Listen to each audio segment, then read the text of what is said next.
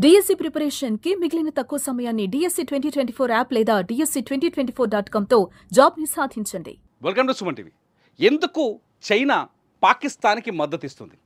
China అసలు లక్ష్యం ఏంటి?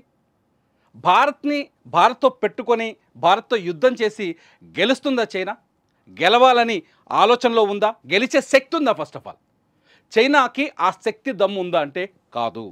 చైనా అసలు లక్ష్యం ఎవరైతే ఇక్కడ చాలామంది కొందరు ఇవాళ సోషల్ మీడియాలో చూస్తుంటే ఎప్పుడైతే సీజ్ ఫైర్ అమల్లోకి వచ్చిందో ప్రధాని మోదీ మాట్లాడారో మాటల తర్వాత చాలా మాట్లాడుతున్నారు సోషల్ మీడియాలో. చాలామంది చాలా గొప్ప వాళ్ళుగా మేధావులుగా ఫీల్ అయ్యేవాళ్ళు కొందరు జర్నలిస్టులు కూడా ఉన్నారు. ఇందులో తెలుగు వాళ్ళైతే కొందరు జర్నలిస్టులు కూడా ఉన్నారు. నేను వాళ్ళని కూడా ఫాలో అవుతున్నాను. కానీ అసలు విషయాన్ని మర్చిపోతున్నారు. భారత్ని నాశనం చెయ్యటం చైనా మొదటి లక్ష్యం. భారత ఆర్థిక వ్యవస్థని దెబ్బకొట్టడం చైనా మొదటి లక్ష్యం. భారత్ ఎప్పుడైతే ఆర్థికంగా వెనుకబడుతుందో అప్పుడు చైనా ప్రపంచం పైన ఆధిపత్యాన్ని సాధించవచ్చు అనే ఆలోచనతో ఉంది.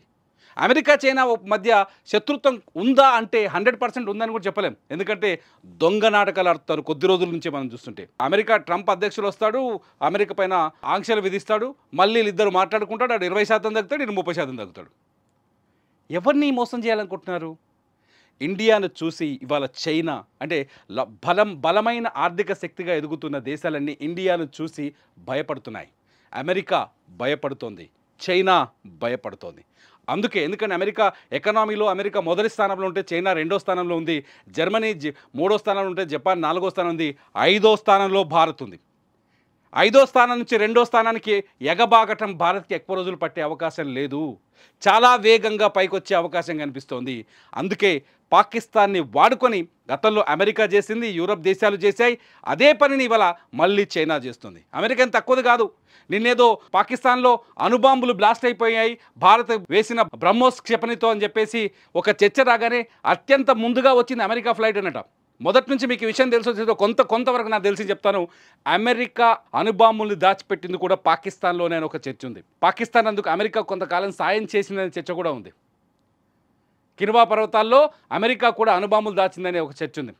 చైనా ఎందుకు అణుశక్తిని తన అణు సామర్థ్యాన్ని ఎందుకు పాకిస్తాన్కి ఇస్తుందంటే భారత ఆర్థిక వ్యవస్థను, భారత్లో రక్తపాతం పారించాలి, అలజడిని సృష్టించాలి, అశాంతి నేపాలి, భారత్ టూరిజాన్ని ఆపాలి, భారత వ్యాపారాలను ఆపాలి, భారత ప్రజల్ని అస్తవ్యస్తం చేయాలి, ఆర్థిక అధోగతి పాలు చేయాలి. ఇప్పుడు పాకిస్తాన్ చూసినావా?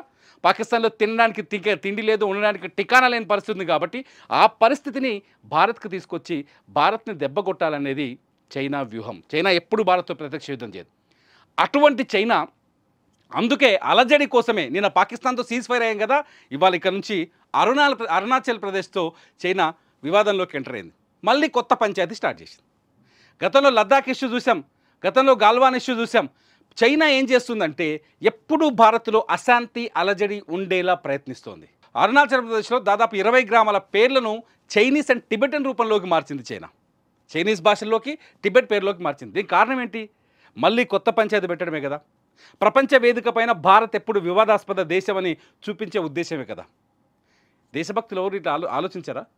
మోదీ ఒక్కటే చేస్తుంది కాబట్టి మోదీని వ్యతిరేకిద్దాం, మోదీ నిర్ణయాలు వ్యతిరేకిద్దాం, మోదీ ఆలోచన వ్యతిరేకిద్దాం. ఎందుకు ట్రంప్ చెప్పంగానే మోదీ యుద్ధాన్ని ఆపేశాడు? ఎవడో మూడో వాడు వచ్చి కపిల్ సిబాల్ అనే ఒక ఎంపీ మాట్లాడుతున్నాడు, మూడో దేశం ఎందుకు వచ్చింది పాకిస్తాన్ ఇండియా మధ్య అని చెప్పేసి. ఎప్పుడొచ్చింది మూడో దేశం? మూడో దేశం వచ్చిందా? ఒకసారి ఆలోచించండి, మీరే మేధావులు కదా. మోదీ ఏం చెప్పారు తన స్పీచ్లో? పాకిస్తాన్తో చర్చలంటూ ఉంటే ఉగ్రవాదం POK పైనే ఉంటుంది, అది మేమే మాట్లాడతామని చెప్పాడు. రెండో మాట ఏం చెప్పారు? సీజ్ ఫైర్ వచ్చింది ట్రంప్ వల్ల వచ్చిందని చెప్పారా? చాలా స్పష్టంగా చెప్పారు కదా. మే 7వ తేదీన మేము ఎప్పుడైతే ఆపరేషన్ సింధూర్లో పాకిస్తాన్ అండ్ POK భూభాగంలో మేము దాడులు చేశామో మే 7వ తేదీనే పాకిస్తాన్ DGMOకి మేము సమాచారం ఇచ్చాం.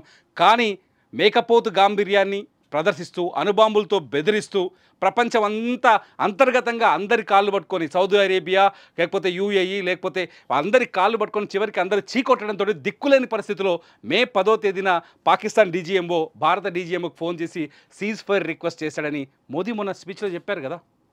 అయినా కూడా ట్రంప్ చెప్పడం వల్లనే ఇక్కడ ఆగిపోయింది. మీకు అర్థం అవట్లేదా? ప్రధాని మోదీ ప్రెస్ మీట్కి ముందే డొనాల్డ్ ట్రంప్ ప్రెస్ మీట్ పెట్టి నేనే అణుయుద్ధాన్ని ఆపేశానని చెప్పాడు. అణుయుద్ధం జరిగిందా భారత్ పాకిస్తాన్ మధ్య? సో మేధావులంతా కూడా కొంచెం దేశభక్తులుగా దేశం కోసం ఆలోచించండి. ఒకటే రిక్వెస్ట్ ఏంటంటే ఈ దేశంలో పుట్టినందుకు మనం ఈ దేశానికి రుణం తీర్చుకోవాలి. ఈ దేశంలో పుట్టి పక్క దేశాన్ని పొగిడితే, ఎందుకంటే పాకిస్తాన్లో ఇప్పుడు జరుగుతున్న వార్తలు ఏంటంటే మన దేశంలో మన రాజకీయ నాయకులు మోదీకి వ్యతిరేకంగా చేస్తున్న కామెంట్స్ని పాకిస్తాన్లో ప్రచారం చేస్తున్నారు. దాని డీటెయిల్స్ కూడా మీకు చూడొచ్చు. సో దయచేసి ఈ దేశ భక్తుడిగా, ఈ దేశం మట్టి వాసన పీల్చిన వాడిగా, ఈ మట్టిలో పుట్టిన వాడిగా ఒకసారి ఆలోచిస్తే బాగుంటుంది అనేది నా ఉద్దేశం. నిజంగా చాలామంది దేశం అనే కోణం మానేసి రాజకీయం అనే కోణంలో ఉన్నారు. నా ఉద్దేశం కూడా అదే. వ్యక్తిగతంగా రాజకీయం అనే కోణం వదిలేసి దేశం అనే కోణం గురించి ఆలోచించండి. 26 మంది అమాయకుల్ని అన్యాయంగా పొట్టన పెట్టుకుంటే మాట్లాడరా? ఇవాళ చైనా వచ్చింది కదా, అక్కడి నుంచి కనిపిస్తుంది కదా. పాకిస్తాన్ ఆగిపోయింది, చైనా స్టార్ట్ చేసింది కదా.